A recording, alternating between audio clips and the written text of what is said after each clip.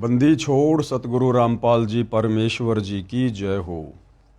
परम पिता परमात्मा सारी सृष्टि के रचनहार कुल मालिक असंख्य ब्रह्मांडों के स्वामी जगत गुरु तीनों लोकों में प्रवेश करके सबका धारण पोषण करने वाले राजाधिराज आत्माधार नाथों के नाथ देवों के देव महादेव सर्वेश्वर महेश्वर मृत्युंजय अजरो अमर आदि अनादि सनातनी प्रभु जगत पिता जगदीश्वर श्री श्री 1008 की उपाधि के वास्तविक अधिकारी अकाल मूर्त शब्द स्वरूपी राम वासुदेव सर्वगतम ब्रह्म परम पूज्य प्रथम पूज्य परम संत परम पुरुष परम धनी परम दयालु सत्य कबीर हक्का कबीर अल्लाहु कबीर अल्लाहु अकबर बाखबर अल्लाह ताला जगत के तारणहार जगत के मुक्तिदाता जगत के जगन्नाथ हारे के सहारे हिंदुओं के राम मुसलमानों के अल्लाह सिखों के वाहिगुरु ईसाइयों के मसीह दया के सागर दया निधि करुणा के सागर करुणा निधि स्वयंभू परिभू संकट मोचन कष्ट हरण मंगल करण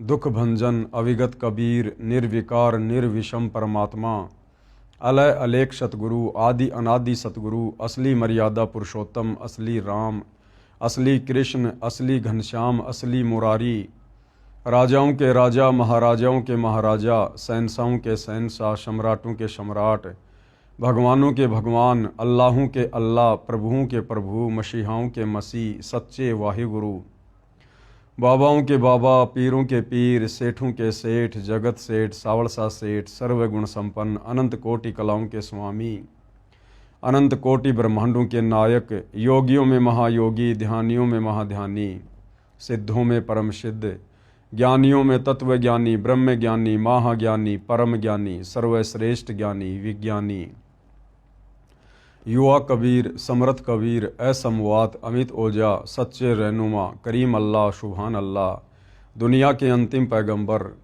8 सितंबर 1951 से गांव धनाना जिला सोनीपत हरियाणा भारतवर्ष की पावन भूमि पे प्रकट रियल कल्कि भगवान श्री नारायण साकार हरि श्री बाबा साहेब नूर अनंत परमात्मा सच्चे दरवेश सच्चे बाखबर संत श्रोमणी सतगुरु रामपाल जी परमेश्वर जी के चरण कमल में साध संगति से जुड़े हुए देश विदेश से आप और हम सभी सत्सेवक भाई बहनों का अनंत कोटि दंडवत प्रणाम। सत्साई भाइयों और बहनों, बहुत बड़ी दया बहुत बड़ी मेहर पूज्य गुरुदेव भगवान की परमेश्वर रामपाल जी की जिनके शुभ आशीर्वाद से विशेष आशीर्वाद से उन्हीं के कर कमल से लिखित पवित्र पुस्तक हिंदू साहिबान नहीं समझे गीता वेद पुराण इस पवित्र पुस्तक के ऊपर वीडियो बनाने की श्रृंखला जारी है। प्रत्येक वीडियो में विशेषकर हिंदू समाज से जुड़े भाई बहनों को अध्यात्म के विषय में बहुत कुछ जानने सीखने और समझने को मिल रहा है।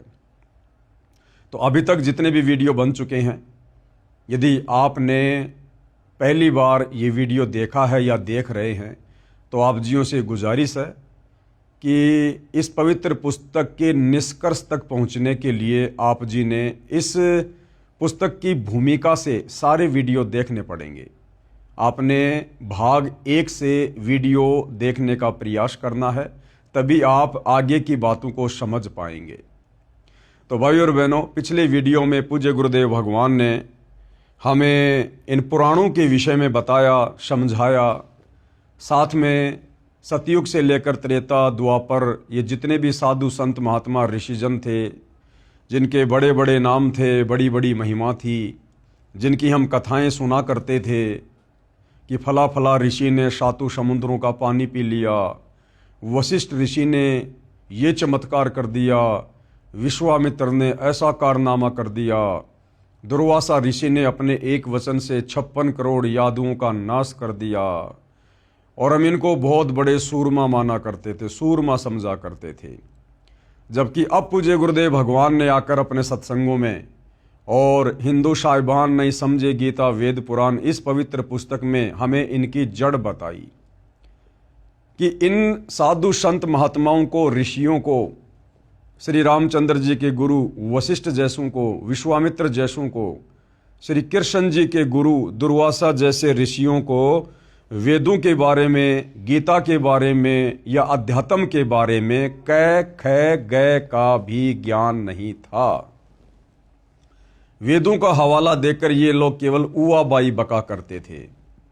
और उस समय इस ब्राह्मण वर्ग को ही शिक्षा ग्रहण करने का अधिकार था, आम जन को शिक्षा ग्रहण करने का अधिकार नहीं था, जिसके चलते आम जन इन शास्त्रों में क्या लिखा हुआ है अध्यात्म के विषय में हम नहीं जान पाते थे।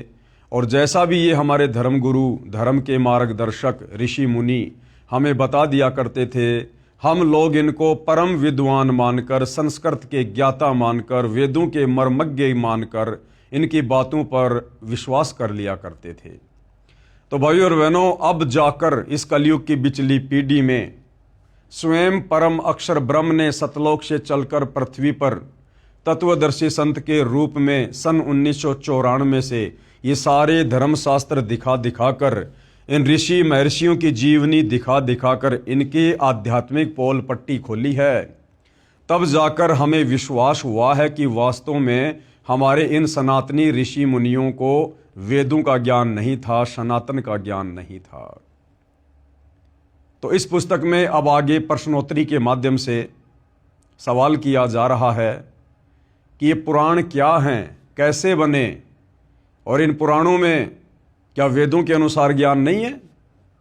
और हमारे जो बड़े बड़े महापुरुष हुए हैं, जिन्होंने पुराणों की रचना की हैं, जिनकी कथाएं इन पुराणों में हम पढ़ते हैं, क्या इनको भी वेदों का ज्ञान नहीं था?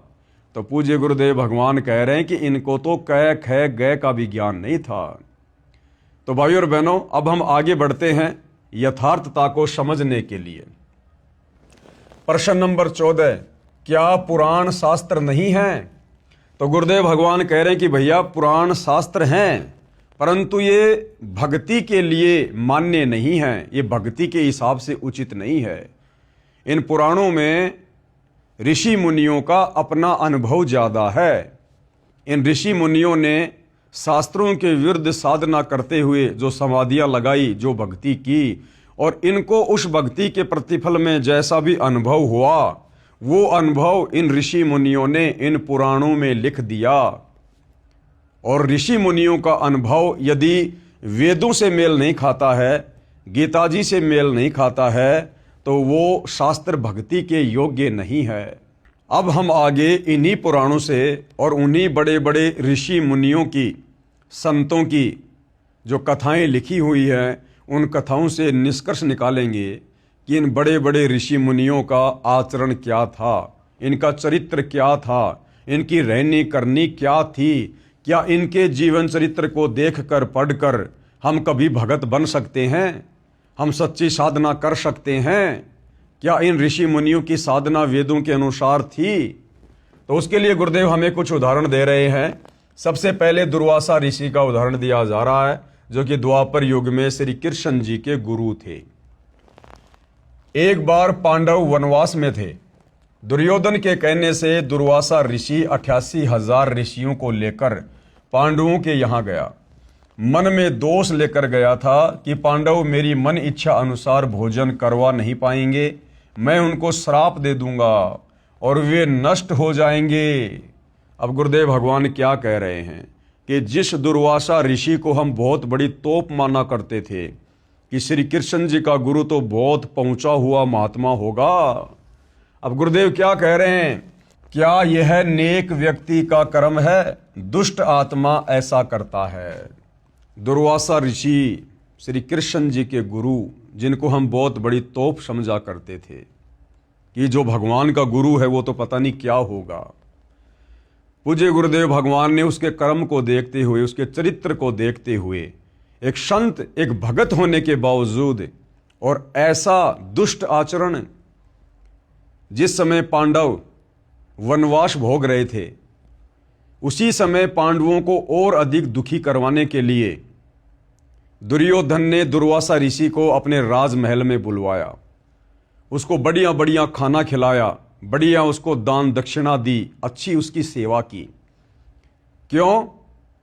ताकि दुर्वासा ऋषि मेरे कहने से जंगल में जाकर पांडवों को श्राप दे और वो नष्ट हो जाएं, और फिर मैं दुर्योधन सदा सदा के लिए हस्तिनापुर का राजा बन जाऊंगा।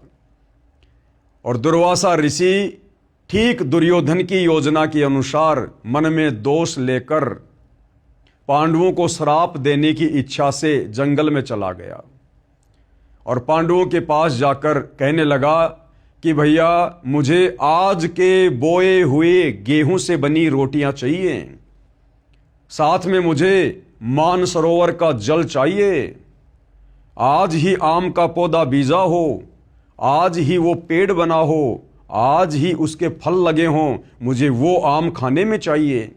यानी ऐसी ऐसी डिमांड कर दी जो पूरी हो ही नहीं सकती थी। और दुर्वासा को पता था कि यदि ये मेरी डिमांड पूरी नहीं करेंगे तो मुझे बहाना मिल जाएगा इनको शराप देने का।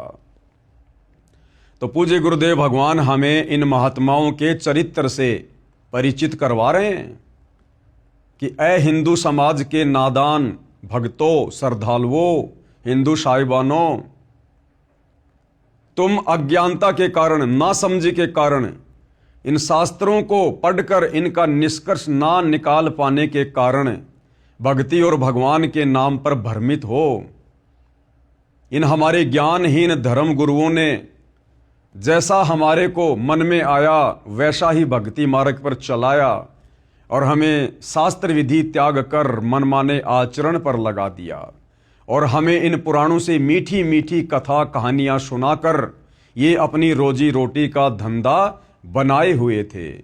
अब पता चलेगा भाइयों और बहनों कि असल में संत क्या होता है, असल में भगत क्या होता है, महात्माओं के लक्षण क्या होते हैं, ऋषि मुनियों का आचरण क्या होता है। तो द्वापर युग में श्री कृष्ण जी के धर्म गुरु ऋषि दुर्वासा, जिनकी महिमा पूरे संसार में अब पता चल रहा है, परम अक्षर ब्रह्म तत्वदर्शी संत सतगुरु रामपाल जी के माध्यम से। अब बताओ इन पुराणों को पढ़कर आप और हम क्या शिक्षा ग्रहण करेंगे, कहां तक हम अध्यात्म में जा सकते हैं। अगर हम इनकी कथाएं पढ़ेंगे दुर्वासा जैसे ऋषियों की, तो हमारे अंदर भी ये कथाएं पढ़ने के चलते इन्हीं के गुण आएंगे, हमारे अंदर भी दुष्टता आएगी, धोखाधड़ी का भाव आएगा। तो बताओ भाइयों और बहनों, इन पुराणों को पढ़ने के चलते और इन पुराणों के अनुसार भक्ति साधना यदि हम करेंगे तो क्या हम कभी भी मुक्ति को प्राप्त करेंगे? कभी नहीं कर सकते। तो दुर्वासा ने सोचा कि मुझे भोजन वो करवा नहीं पाएंगे मेरी इच्छा अनुसार और वे नष्ट हो जाएंगे। अब गुरुदेव कह रहे हैं क्या यह नेक व्यक्ति का कर्म है? क्या एक नेक व्यक्ति ऐसा करेगा? एक सामान्य व्यक्ति भी ऐसा नहीं कर सकता, जबकि ये तो अपने आप को बहुत बड़े महात्मा समझते थे। दुष्ट आत्मा ऐसा कार्य करता है। विचार करो, क्या कह रहे हैं गुरुदेव कि पुण्यात्माओं विचार करो। दुर्वासा महान तपस्वी था, दुर्वासा तप किया करता था, घोर तप। तप के कारण उसके अंदर सिद्धियां आ जाती थी और सिद्धियों का नाजायज फायदा उठाते हुए किसी को आशीर्वाद देकर लाभ दे देता था तो किसी के ऊपर नाराज होकर उसको श्राप दे दिया करता था, जिस कारण से डरता हुआ समाज इनके आगे नतमस्तक रहता था। समाज इन लोगों की इज्जत इनके गुणों के चलते नहीं करता था, इनकी भक्ति के चलते नहीं करता था, इनके अच्छे आचरण के चलते नहीं करता था। इन लोगों से डरते हुए ये राजा लोग और आम जन इनका आदर सत्कार किया करते थे कि कहीं ये महात्मा गुस्से में आकर हमें कोई शराप ना दे दे और हमारा सत्यानाश ना हो जाए। दुर्वासा महान तपस्वी था, जबकि भाई और बहनों ये पवित्र गीता जी तप करने को मना कर रही है कि जो व्यक्ति घोर तप करते हैं, मन कल्पित घोर तप करते हैं, वो इस शरीर में विराजमान देवी देवताओं को और मुझ गीता ज्ञान दाता को भी दुखी करते हैं। तो ये दुर्वासा तो वेदों के विरुद्ध साधना किया करता था, वेदों के विरुद्ध।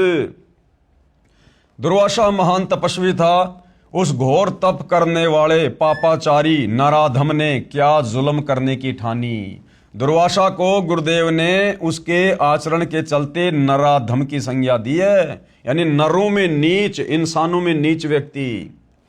दुखियों को और दुखी करने के मकसद से गया। वो पांडव बेचारे पहले से ही जंगल में वनवास भोग रहे थे, महादुखी थे, और दुर्योधन के कहने से वो दुर्वासा उन पांडवों को जो पहले से दुखी थे उनको और अधिक दुखी करने के मकसद से चला गया। तो बताओ ऐसा आदमी नराधम नहीं होगा, पापाचारी नहीं होगा, दुष्ट आत्मा नहीं होगा तो और क्या होगा? क्या ये राक्षसी कर्म नहीं था? क्योंकि राक्षस ही दूसरों को बेवजह दुखी किया करते थे। क्या यह क्रूर कर्मी नराधाम नहीं था? आगे क्या कह रहे हैं गुरुदेव? इसी दुर्वासा ऋषि ने बच्चों के मजाक करने से क्रोधवश यादवों को श्राप दे दिया। एक बार क्या हुआ, श्री कृष्ण जी का बेटा प्रद्युम्न अपने कुछ साथियों के साथ में दुर्वासा ऋषि की परीक्षा लेने के लिए, कि सुना है दुर्वासा ऋषि बड़ा तपस्वी है, बड़ा अंतर्यामी है, तीनों लोकों की जानता है। तो श्री कृष्ण जी के पुत्र प्रद्युम्न ने अपने पेट के ऊपर एक जो कढ़ाई होती है उसको बांध लिया, उसके ऊपर कुछ कपड़े वगैरह बांध लिए और औरतों के कपड़े पहन लिए, और बाकी जो उसके साथी थे वो उसके साथ में गए। एक उसका नकली पति बना दिया गया और दुर्वासा ऋषि के पास गए और उन्होंने कहा कि महात्मा जी, बड़े दिनों के बाद में इस बहन को गर्भ रहा है, परिवार को बड़ी खुशी है, वो ये जानना चाहते हैं कि इसके गर्भ में लड़का है या लड़की है, इसके गर्भ में क्या है, इसके गर्भ से क्या होगा। तो दुर्वासा ऋषि ने अपनी दिव्य दृष्टि से देखा तो पता चला कि ये तो मेरे साथ मजाक करने आए हैं। इतनी सी बात पर वो दुर्वासा ऋषि क्रोधित हो गया, आग बबूला हो गया, आंखें लाल कर ली, चिमटा हाथ में उठा लिया और शराप दे दिया कि बताऊं क्या होगा? यादव कुल का नाश होगा, सत्यानाश होगा। और भाई और बहनों, इतिहास गवाह है, दुर्वासा ऋषि के उसी श्राप के चलते आगे चलकर श्री कृष्ण जी समेत पूरा यादव कुल यानी 56 करोड़ यादव, जिसमें श्री कृष्ण जी समेत उनके बेटे बेटियां, उनकी पत्नी, उनका परिवार, उनके रिश्तेदार, सब लोग आपस में लड़ झगड़ कर कट कट कर यमुना के किनारे प्रभास क्षेत्र में समाप्त हो गए। इसलिए गुरुदेव भगवान ने दुर्वासा जैसे ऋषियों को, जो घोर तप किया करते थे, तप करके शक्तियां इकट्ठी किया करते थे और उसके बाद किसी का भला तो किसी का बुरा कर दिया करते थे, इसलिए परमेश्वर जी ने दुर्वासा जैसे ऋषियों को, जिनकी कथाएं इन पुराणों में आती हैं, इनको नराधम और दुष्ट आत्मा की संज्ञा दी है। इसी दुर्वासा ऋषि ने बच्चों के मजाक करने से क्रोधवश यादवों को श्राप दे दिया। बताओ, गलती तो करी कुछ एक बच्चों ने, 5-7 बच्चों ने, और श्राप दे दिया 56 करोड़ यादवों को। गलती 3-4 बच्चों ने यानी प्रद्युम्न पुत्र श्री कृष्ण आदि ने की और श्राप पूरे यादव कुल का नाश होने का दे दिया। दुर्वासा के श्राप से 56 करोड़ यानी 56 करोड़ यादव आपस में लड़कर मर गए। श्री कृष्ण जी भी मारे गए। क्या ये राक्षसी कर्म दुर्वासा का नहीं था? और ऐसे राक्षसी कर्म करने वाले संतों की, महंतों की, ऋषियों की कथाएं सुनकर क्या हम मोक्ष प्राप्त कर सकते हैं? इसलिए भाई और बहनों, ये जो पुराण हैं, इन पुराणों की कथाएं, इन पुराणों का ज्ञान वेदों के विरुद्ध है, गीता जी के विरुद्ध है, और इनके ऊपर अमल करने से हम कभी भी अध्यात्म की ऊंचाइयों को नहीं छू सकते। अन्य पुराणों की रचना करने वाले ऋषियों के कारनामे सुनो, अन्य कर्म पुराण की रचना करने वाले ऋषियों के सुनो। वशिष्ठ ऋषि ने एक राजा को राक्षस बनने का श्राप दे दिया। वशिष्ठ ऋषि जो त्रेता युग में विष्णु अवतार श्री रामचंद्र जी के गुरु थे, सोचिए उनका कितना बड़ा आदर सम्मान होगा, कितनी महिमा होगी। 3 लोक के स्वामी विष्णु अवतार रामचंद्र जी के गुरु, और उनके कर्म दुष्ट आत्मा जैसे, नराधम जैसे। वशिष्ठ ऋषि ने एक राजा को राक्षस बनने का श्राप दे दिया। वह राक्षस बनकर दुखी हुआ। वशिष्ठ ऋषि ने एक अन्य राजा को इसलिए मरने का श्राप दे दिया जिसने ऋषि वशिष्ठ से यज्ञ अनुष्ठान न करवाकर अन्य से करवा लिया। गुरुदेव ने सत्संग में बताया कि एक समय एक राजा ने यज्ञ करवाना था, और यज्ञ करवाने के लिए वो राजा पहले वशिष्ठ ऋषि के पास गया। तो वशिष्ठ ऋषि ने कहा कि भैया, मेरे पास तो पहले से एडवांस बुकिंग है, मैं तेरा यज्ञ 1 साल के बाद करूंगा। राजा वापस आ गया। राजा ने सोचा कि वशिष्ठ जी को तो काफी समय लगेगा, चलो मैं किसी दूसरे ब्राह्मण से, दूसरे ऋषि से यज्ञ करवा लेता हूं। उसने दूसरे ऋषि से यज्ञ करवा लिया। उधर से वशिष्ठ ऋषि भी आ गया कि चलो भाई, वो राजा आया था, उसका यज्ञ करने के लिए चलते हैं। वहां आने के बाद वशिष्ठ को पता चला कि राजा ने तो यज्ञ करवा लिया, राजा का तो यज्ञ चल रहा है। इतनी सी बात से नाराज होकर दान दक्षिणा के चक्कर में, मान बढ़ाई के चलते, और वशिष्ठ ने उस राजा को श्राप दे दिया कि तेरी मृत्यु होगी। बताओ भाई और बहनों, ये भक्तों के लक्षण हैं, ये संतों के लक्षण है, ये ऋषि मुनियों के लक्षण है। अब सोचो, ऐसे ऋषि वशिष्ठ ने अपने शिष्य श्री रामचंद्र जी को भला क्या शिक्षा दी होगी। फिर उस राजा ने भी वशिष्ठ ऋषि को श्राप दे दिया, क्योंकि भक्ति कमाई तो राजाओं के पास भी होती थी। उस राजा ने भी वशिष्ठ को मरने का श्राप दे दिया। उधर से राजा ने भी शरीर छोड़ दिया, और फिर वशिष्ठ ऋषि को जो श्राप लगा था उसके चलते वशिष्ठ ऋषि को भी मरना पड़ा। उसने भी अपना शरीर छोड़ा। फिर दोबारा से कैसे उनको पुनर्जन्म मिला, उसकी कथा यहां गुरुदेव बता रहे हैं इन पुराणों में। वशिष्ठ ऋषि ने एक अन्य राजा को इसलिए मरने का श्राप दे दिया जिसने ऋषि वशिष्ठ से यज्ञ अनुष्ठान न करवाकर अन्य से करवा लिया। उस राजा ने वशिष्ठ ऋषि को मरने का श्राप दे दिया। दोनों की मृत्यु हो गई। वशिष्ठ जी का पुनः जन्म इस प्रकार हुआ जो पुराण कथा है। अब देखना भाई और बहनों, फिर दोबारा से वशिष्ठ ऋषि जी का जन्म कैसे हुआ। दो ऋषि जंगल में तपस्या कर रहे थे। ऊपर से एक मेनका आ गई, उर्वशी आ गई, अति सुंदर थी। उसके सौंदर्य को देखकर उन दोनों का वीर्यपात हो गया, और इस विधि से भाई और बहनों वशिष्ठ जी का पुनर्जन्म हुआ। वशिष्ठ जी का पुनर्जन्म इस प्रकार हुआ जो पुराण कथा है। दो ऋषि जंगल में तप कर रहे थे। एक अप्सरा स्वर्ग से आई, बहुत सुंदर थी। उसे देखने मात्र से दोनों ऋषियों का वीर्य संकलन यानी वीर्यपात हो गया। अब ये थे भाई और बहनों हमारे ऋषि महात्मा। ये दो ऋषि जो जंगल में तपस्या कर रहे थे। ऋषि यानी भगत, साधक। और क्यों गए थे वो जंगल में? अपना घर परिवार छोड़कर भगवान प्राप्त करने के लिए, साधु बनने के लिए, भक्ति करने के लिए। और वहां जाने के बाद फिर क्या हुआ? बन गए फिर वो भगत। दो ऋषि जंगल में तप कर रहे थे। एक अप्सरा स्वर्ग से आई, बहुत सुंदर थी। उसे देखने मात्र से दोनों ऋषियों का वीर्य संकलन यानी वीर्यपात हो गया। दोनों ने बारी बारी जाकर झोपड़ी में रखे खाली घड़े में वीर्य छोड़ दिया।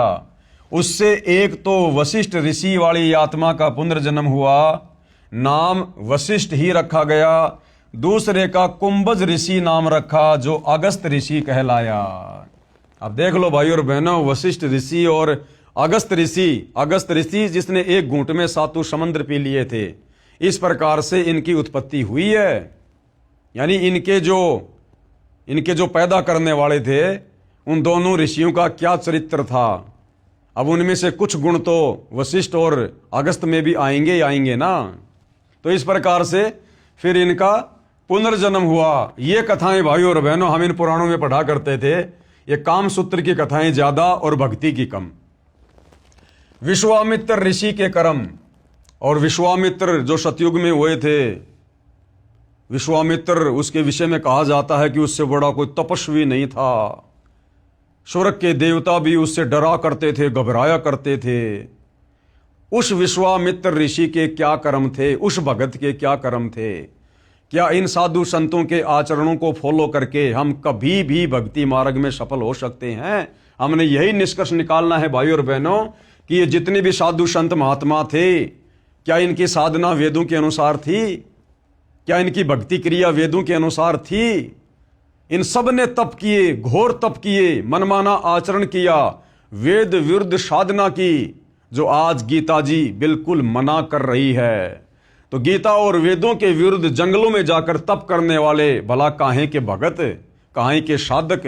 तो विचार करने की बात यह है, जब इन बड़े बड़े तपस्वियों ने, ऋषियों ने वेद विरुद्ध साधना की तो भला इनकी मुक्ति कैसे हुई होगी?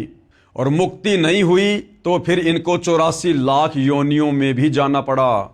गधे कुत्ते सूअर के शरीर भी भोगने पड़े, इनको नरक भी भोगना पड़ा। विश्वामित्र ऋषि के कर्म, राज त्याग कर जंगल में गया, घोर तप किया। बताओ किसने शिक्षा दे दी कि भैया जंगल में भक्ति होती है? राज्य त्याग कर जंगल में चला गया भक्ति करने के लिए, और फिर वहां भक्ति नहीं करी, फिर बकवादों में लग गया। बकवादों में फिर किस लिए गया था भाई जंगल में? राज त्याग कर जंगल में गया। अब देखो भाइयों और बहनों, गीता जी तो साफ साफ कह रही है कि अर्जुन कर्म योगी बनकर भक्ति कर। कर्म योगी का मतलब होता है अपना काम भी कर और अपनी भक्ति भी कर। और गीता जी कह रही है कि कर्म सन्यासी बनकर जो भक्ति करेगा उसकी भक्ति कभी सफल नहीं होगी। कर्म सन्यासी यानी कार्य करना नहीं और भक्ति करने के लिए जंगलों में चला गया। तो गीता जी कह रही है कि कर्म सन्यासी से कर्म योगी बेहतर है। कर्म योगी यानी काम करते करते भक्ति करने वाले की भक्ति सफल होती है। तो राज त्याग कर जंगल में जाना ये वेद विरुद्ध है, गीता विरुद्ध है। जंगल में भगवान कोई पेड़ के थोड़ी बंधा हुआ है जो जाते खोल के ले आएगा। घोर तप किया। अब गीता जी तप करने के लिए भी मना कर रही है। गीता ज्ञान देने वाला ब्रह्म साफ साफ कह रहा कि तप करने वाले तो मुझे भी दुखी करते हैं, उनको तो मैं आसुरी योनियों में डालता हूं और नरक में डालता हूं उनको। तो क्या साधना की थी भाई और बहनों हमारे इन ऋषियों ने, जिनका आज तक हम आध्यात्मिक नादानी के चलते गुणगान कर रहे हैं और सिद्धियां प्राप्त की। वशिष्ठ ऋषि ने उसे राज ऋषि कहा। यानी विश्वामित्र जी राज त्याग कर जंगल में चले गए, घोर तप किया, सिद्धियां प्राप्त की। उसके बाद में वशिष्ठ ऋषि ने उसे राज ऋषि कहा। उसको ब्रह्म ऋषि नहीं कहा, उसको राज ऋषि कहा, क्योंकि विश्वामित्र राजाओं के दरबार में जाया करता था, वो महिमा का भूखा था। तो वशिष्ठ ऋषि ने उसे राज ऋषि कहा। उससे शुभ यानी क्रोधित होकर वशिष्ठ जी के 100 पुत्रों को मार दिया। वशिष्ठ ने विश्वामित्र को राज ऋषि कहकर संबोधित किया तो विश्वामित्र ने गुस्से में आकर वशिष्ठ ऋषि के 100 पुत्रों की हत्या कर दी। अब बताओ ये भक्तों के लक्षण हैं? ये ऋषि मुनियों के लक्षण है क्या ये मर्डर करना? अरे ये काम तो गैंगस्टर करते हैं, गुंडे लोग करते हैं, और हम इनको बहुत बड़े भगत ऋषि मानकर इनकी महिमा किया करते थे। वशिष्ठ जी के 100 पुत्रों को मार दिया। जब वशिष्ठ ऋषि ने उसे ब्रह्म ऋषि कहा तो खुश हुआ, और जब उसको ब्रह्म ऋषि कह दिया एक समय तो विश्वामित्र बड़ा प्रसन्न हुआ। ये तो वही बात हो गई, यदि हम कुत्ते को रोटी डालेंगे तो पूंछ हिलाएगा, और उसको जरा सा हम उसको कहेंगे हट तो तुरंत वो भौंकेगा। तो ये आचरण था भाइयों और बहनों हमारे इन बड़े बड़े ऋषि मुनियों का। जब वशिष्ठ ऋषि ने उसे ब्रह्म ऋषि कहा तो खुश हुआ, क्योंकि विश्वामित्र राज ऋषि कहने से अपना अपमान मानता था और ब्रह्म ऋषि कहलाना चाहता था, यानी मान बढ़ाई की भूख थी। अब क्या कह रहे हैं गुरुदेव, हमें क्या समझाना चाह रहे हैं भाइयों और बहनों? विचार करो, क्या ये राक्षसी कर्म नहीं है? भगत होने के बावजूद विश्वामित्र ने वशिष्ठ ऋषि के 100 पुत्रों की हत्या कर दी। क्या ये राक्षसी कर्म नहीं है? क्या ये असुरों जैसे कर्म नहीं है? इसलिए गुरुदेव इनको नराधम दुष्ट आत्माओं की संज्ञा देते हैं। ऐसे ऐसे ऋषियों की रचनाएं हैं 18 पुराण में। अब सोचो, ऐसे ऋषियों की ऐसी घटनाएं, इनकी ऐसी कहानियां पढ़कर हमें क्या शिक्षा मिलेगी? हम भी वही कर्म करेंगे, हमारे अंदर भी उसी प्रकार से मान बढ़ाई पैदा होगी जो इनमें भरी पड़ी थी। तो बताओ, इन पुराणों को पढ़कर, इन पुराणों की ये कथाएं पढ़कर हम कैसे अध्यात्म की ओर आगे बढ़ सकते हैं? एक समय ऋषि विश्वामित्र जंगल में कुटिया में बैठा था। एक मेनका नामक उर्वशी स्वर्ग से आकर कुटिया के पास घूम रही थी। अब देखना, राज्य त्याग कर विश्वामित्र जी जंगल में गए तपस्या करने, साधना करने, भगवान पाने के लिए, परमात्मा पाने के लिए। और जब विश्वामित्र जंगल में अपनी कुटिया में बैठा था तो एक मेनका नामक उर्वशी स्वर्ग से आकर कुटिया के पास घूम रही थी। क्योंकि भाई और बहनों, जो देवताओं का राजा इंद्र है उसको एक हिदायत दी जाती है जब उसको इंद्र की वो पदवी दी जाती है। उसको सूचित कर दिया जाता कि भैया यदि पृथ्वी पर इंद्र की गद्दी प्राप्त करने योग्य किसी ने तप कर लिया, भक्ति साधना कर ली, हवन यज्ञ कर लिए, तो उसी समय तेरे को इंद्र की गद्दी से नीचे उतारा जाएगा और उसको इंद्र की गद्दी सौंपी जाएगी। उस व्यक्ति को, उस साधक को इंद्र की गद्दी पर बैठा दिया जाएगा। तो इंद्र को हमेशा चिंता रहती है कि इंद्र की गद्दी प्राप्त करने योग्य कोई तप ना कर ले, कोई तपस्या ना कर ले, कोई भक्ति ना कर ले। तो वो अपने हलकारों को, अपने एजेंटों को इस पृथ्वी पर गुप्त रूप में इस प्रकार की जानकारी इकट्ठा करने के मकसद से और उन तपस्वियों के तप को खंडित करवाने की दृष्टि से भेजता रहता है। यानी हमने जो पढ़ा था ना गीता अध्याय 9 श्लोक नंबर 25 में कि पितरों को पूजने वाले पितरों को प्राप्त होंगे, भूतों को पूजने वाले भूत बनेंगे और देवताओं को पूजने वाले देवताओं के पास जाएंगे। तो देवताओं की पूजा करने वाले इस प्रकार से देवलोक में चले जाते हैं और वहां फिर ये देवता लोग, वहां के राजा लोग फिर उनका मिसयूज करते हैं। मिसयूज कैसे? जैसे विश्वामित्र जी जंगल में अपनी कुटिया में बैठा था, तप करने के मकसद से जंगल में आया था। उधर से इंद्र को किसी ने सूचना दे दी, उसके हलकारे ने, उसके सैनिक ने, कि भैया ऐसे ऐसे विश्वामित्र घोर तप कर रहा है। उधर से इंद्र ने वो मेनका भेज दी, वो लड़की भेज दी जो इस पृथ्वी लोक पर भक्ति करके देवताओं की देवलोक में चली गई थी, यानी देवताओं को पूजने वाले देवताओं के लोक में जाएंगे। तो इंद्र फिर इस प्रकार से उन आत्माओं का दुरुपयोग करता है। तो इंद्र ने क्या किया कि एक मेनका नामक उर्वशी स्वर्ग से आकर कुटिया के पास घूमने लगी। विश्वामित्र उस पर आसक्त हो गया। बताओ, राज्य छोड़कर गया था, बाल बच्चे छोड़कर गया था, अपनी जो पत्नियां थी उनको छोड़ छाड़ के गया था कि मैं भक्ति करूंगा, भगत बनूंगा, और जंगल में जाकर फिर वही कुकर्म करने लग गया। उस मेनका की सुंदरता को देखकर उसके ऊपर आसक्त हो गया और उससे शारीरिक संबंध बनाए। विश्वामित्र उस पर आसक्त हो गया, पति पत्नी व्यवहार किया, यानी शारीरिक संबंध बनाए।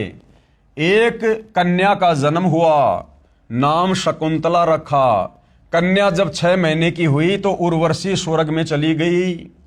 बोली मेरा काम हो गया, तेरी औकात का पता करने इंद्र ने भेजी थी, वह देख ली। जाते जाते उस मेनका ने क्या कहा कि मुझे तो इंद्र ने भेजी थी तेरी औकात का पता करने के लिए कि तू कितना बड़ा भगत है, तू कितना बड़ा तपस्वी है, तू घर छोड़कर, बाल बच्चों को छोड़कर भक्ति करने आया था या बकवाद करने आया था। भाई का इतना सा मुंह हो गया, इतना सा मुंह। कन्या 6 महीने की हुई तो उर्वशी स्वर्ग में चली गई।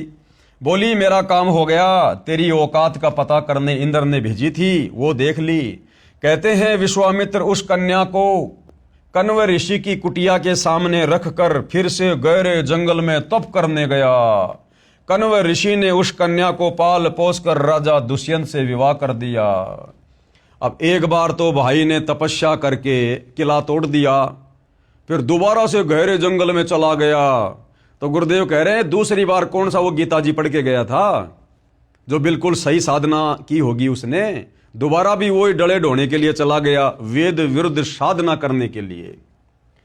तो क्या कह रहे हैं गुरुदेव? विचार करो, विश्वामित्र पहले उसी गहरे जंगल में घोर तप करके आया ही था। अरे उस गहरे जंगल में तो पहले तप करके आया था, उसके बाद वो अप्सरा के ऊपर आसक्त हो गया और दोबारा से गहरे जंगल में चला गया और आते ही वशिष्ठ जी के पुत्र मार डाले, उर्वशी से उलझ गया, नाश करवाकर फिर डले ढोने गया। फिर क्या वह गीता पढ़कर गया था कि दूसरी बार जंगल में कौन सा वो गीता जी पढ़ के गया था जो बिल्कुल सही साधना करके आया होगा, वो ही डले उसने दोबारा से ढोए। उसी लोकवेद के अनुसार शास्त्र विधि रहित मनमाना आचरण किया। फिर विश्वामित्र ऋषि ने राजा हरिश्चंद्र से छल करके राज्य लिया। बताओ, फिर विश्वामित्र ने राजा हरिश्चंद्र से छल करके, धोखा करके और उसका राज्य छीन लिया। बेचारा राजा हरिश्चंद्र, उसका बेटा, उसकी पत्नी, उन्होंने कितने दुख उठाए। अब बताओ, हम इनको ऋषि मुनि कहें या हम इनको नराधम कहें? इनको साधु संत कहें या इनको पापात्मा कहें। क्या एक भगत, एक ऋषि कभी किसी को दुखी कर सकता है? कभी किसी के ऊपर इस प्रकार से पीड़ाओं का दौर शुरू कर सकता है? तो भाइयों और बहनों, ये सारी की सारी कथाएं इन पुराणों में लिपिबद्ध हैं और इन कथाओं को ये हमारे धर्म गुरु हमें बड़े लतीफेदार तरीके से सुनाया करते थे, ढोलक पेटी की तर्ज पर, और हम बड़े प्रसन्न हुआ करते थे। वाह वाह वाह। आज सतगुरु रामपाल जी ने हमारी ज्ञान वाली आंखें खोलकर शास्त्र अनुकूल सत भक्ति देकर अब हमें समझाया है, अब हमारी समझ में आया है कि ये जितने भी साधु संत महात्मा थे, ऋषि मुनि थे, जो वेद विरुद्ध साधना किया करते थे, घर त्याग कर, परिवार त्याग कर, ये तो केवल डले ढोया करते थे, डले। भक्ति नाम की कोई चीज नहीं थी इनके पास। ये तप करके, क्योंकि तप करने से सिद्धियां आ जाती हैं, सिद्धियां प्राप्त करके किसी का भला कर देते थे, किसी का बुरा कर दिया करते थे, और इस प्रकार जनता में भय व्याप्त करके, एक डर का माहौल पैदा करके ये राजाओं से बख्शिश ले लिया करते थे, राज दरबारों में पड़े रहा करते थे उनके धर्म गुरु बनकर। तो ये था हमारे इन ऋषि मुनियों का, तपस्वियों का चरित्र, जो आज सतगुरु रामपाल जी ने सर्व के समक्ष इन्हीं के जीवन चरित्र से, इन पुराणों से निकाल कर दिखा दिया है। फिर विश्वामित्र ऋषि ने राजा हरिश्चंद्र से छल करके राज्य लिया। राजा हरिश्चंद्र, उसकी पत्नी तारावती तथा पुत्र रोहतास के साथ अत्याचार किए। उसके बाद भाइयों और बहनों, अगस्त ऋषि का चमत्कार। अगस्त ऋषि और वशिष्ठ ऋषि किस प्रकार से पुनर्जन्म को प्राप्त हुए थे, आपने पढ़ लिया होगा। तो अगस्त ऋषि ने फिर क्या चमत्कार किया और उसकी महिमा बन गई। एक अगस्त ऋषि हुआ है जो कुंभज से जन्मा था, कुंभज से। उसने तप करके सिद्धियां प्राप्त की। अगस्त ऋषि ने भी तप किया, और तप करना वेदों के विरुद्ध है, गीता जी के विरुद्ध है, और जो व्यक्ति गीता और वेदों के विरुद्ध साधना करेगा उसका मोक्ष नहीं, उसकी मुक्ति नहीं, उसका जन्म मरण का झंझट समाप्त नहीं हो सकता। वो लक 84 में धक्के खाएगा ही खाएगा। तो अगस्त ऋषि, जिसकी इतनी बड़ी महिमा थी, वो भी वेद विरुद्ध साधना किया करता था। उसने तप करके सिद्धियां प्राप्त की, सातों समुद्रों को एक घूंट में पी लिया, फिर वापस भर दिया अपनी महिमा बनाने के लिए। क्या ये मुक्ति है? ऐसे ऐसे ऋषियों की अपनी विचारधारा इन पुराणों में है। पुराणों में जो ज्ञान वेदों व गीता से मेल नहीं करता, वह लोक वेद है, यानी सुनी सुनाई बात है, उसे त्याग देना चाहिए, छोड़ देना चाहिए। इन ऋषियों से प्राप्त लोक वेद को वर्तमान पवित्र हिंदू धर्म के वर्तमान धर्म प्रचारक, गीता मनीषी, आचार्य तथा शंकराचार्य व महामंडलेश्वर प्रचार कर रहे हैं। इस कूड़े ज्ञान को, इस अज्ञान को, जो कि वेद विरुद्ध है, गीता जी के विरुद्ध है, मुक्ति मार्ग के विरुद्ध है, ये हमारे वर्तमान के तमाम आचार्य, शंकराचार्य, धर्म गुरु, मंडलेश्वर प्रचार करते हुए फिर रहे हैं। तो विचार करो भाइयों और बहनों, फिर हमारे वर्तमान के धर्म गुरुओं को, आचार्य और शंकराचार्यों को भला कहां से मुक्ति का ज्ञान प्राप्त है? अरे जो हमारे वर्तमान के धर्म गुरु वेद विरुद्ध साधना करने वाले, इन ऋषि मुनियों की कथाओं से युक्त इन पुराणों का प्रचार प्रसार करते फिर रहे हैं, तो उन वर्तमान के धर्म गुरुओं को भला फिर कहां ज्ञान है जो उनके अनुसार भक्ति साधना करके हम लोग मुक्ति प्राप्त कर लेंगे। इन ऋषियों से प्राप्त लोक वेद को वर्तमान पवित्र हिंदू धर्म के वर्तमान धर्म प्रचारक, गीता मनीषी, आचार्य तथा शंकराचार्य व महामंडलेश्वर प्रचार कर रहे हैं, तथा हिंदू धर्म के अनुयायी यानी हिंदू उसी अज्ञान को ढो रहे हैं जो गीता में मनमाना आचरण बताया है, अर्थात व्यर्थ साधना कही है। अब पुनः उसी विषय पर चर्चा करता हूं कि हिंदू साहिबान नहीं समझे निर्मल गीता ज्ञान। यानी अब तो धीरे धीरे हिंदू समाज से जुड़े भाई बहनों को ये बात समझ में आ जानी चाहिए कि आज से पहले हमारे पूर्वज, हमारे धर्म गुरु क्या भक्ति साधना किया करते थे, और उस वेद विरुद्ध भक्ति साधना करने के चलते उनकी क्या गति हुई होगी या दुर्गति हुई होगी। तो गुरुदेव कह रहे हैं कि अब पुनः उसी विषय पर चर्चा करता हूं कि हिंदू साहिबान यानी हिंदू धर्म से जुड़े भाई बहन, नहीं समझे निर्मल गीता ज्ञान, इस गीता के ज्ञान को समझ नहीं पाए।